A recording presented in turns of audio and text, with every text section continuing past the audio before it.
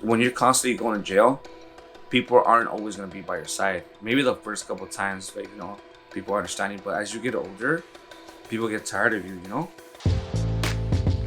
My name is Romen Lopez. I am graduating with a Master of Social Welfare at UCLA. When a kid joins a gang, it's never a hopeful kid. I really built myself up as this soldier fighting for a cause, but in the end, I was left alone. I was left alone in that cell. I just think, like, my kids are growing up without me. How can I be a better person? Once you're stuck in that system and you're recognized by police officers and stuff, it's really hard to get yourself out. It's really easy to get in, but it's really hard to get out.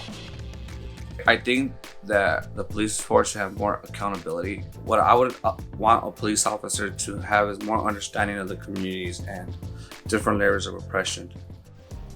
We still live in a world where I feel like there's two justice systems, right? If you're a person of color compared to if you're white.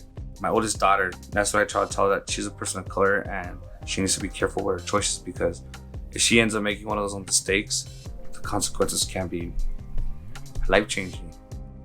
That was my 5th time in prison. I found myself alone. This time what was different is that I was actually given resources, right? Nobody wants to hire convicts, right? Homeboy Industries is the only place that does it. So all these little windows and doors that were open to me that got me access, now I figured out my pathway. In the beginning, I wouldn't be able to tell you that. I wouldn't be able to tell you, well, I want to get a master's at UCLA. I want to go into advocacy. I want to start my own student organization. It's so complex. In a perfect world, we wouldn't have crime, right? There wouldn't be oppression. There wouldn't be the rich and the poor. There wouldn't be the lack of resources. For a lot of us, we never got that first chance.